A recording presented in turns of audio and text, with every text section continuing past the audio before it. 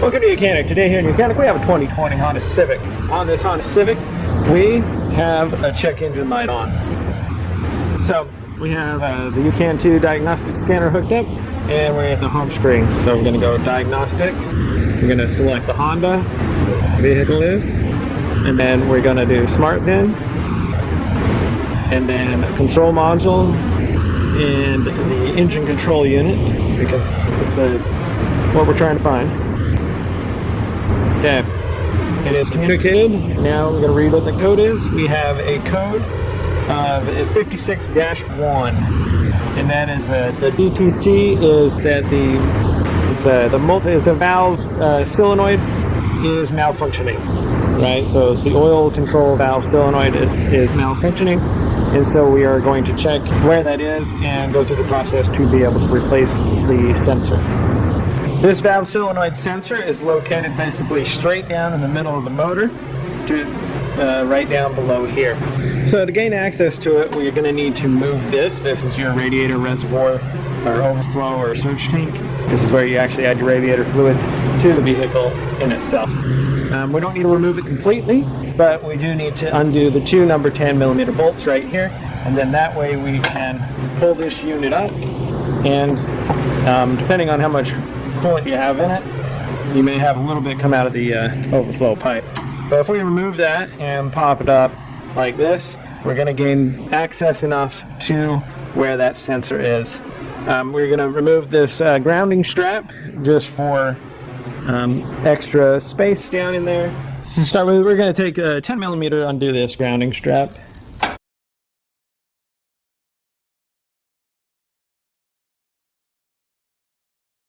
And now we can move that out of the way. Right.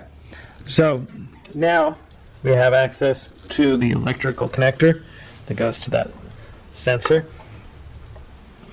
Squeeze the clamp and then just be able to unplug it. And we have two number 10mm bolts here. So there's a bolt up here that you can see. We don't need to touch that one. We have the sensor, and there is a 10mm bolt that is below the sensor. That's the one that we need to be able to loosen, to undo, to remove the sensor. So the one below the sensor .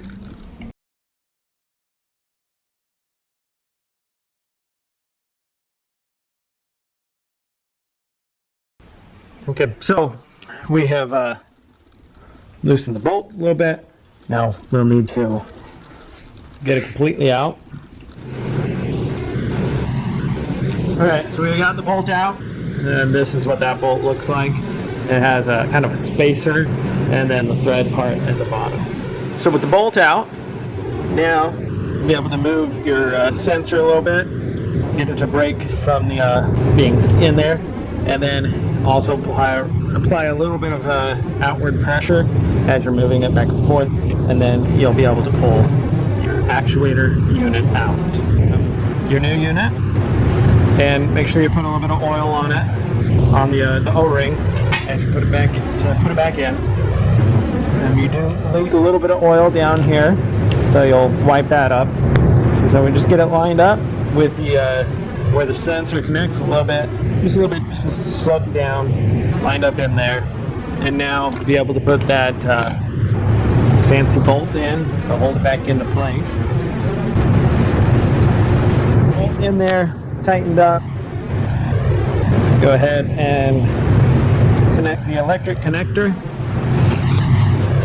Wipe up that oil a little bit. We have the ground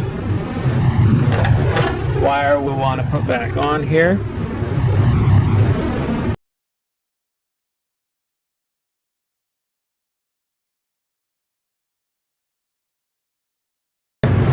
It's all connected up. Then you'll want to put your radiator reservoir back in. Press it down, put your two number 10mm bolts in there, and tighten that up, and you'll be good to go there. And now let's go and clear the code out of the ECU. So back here with the code reader still hooked up, we can now hit the erase function, clear out the code. Now it tells us to turn the vehicle off.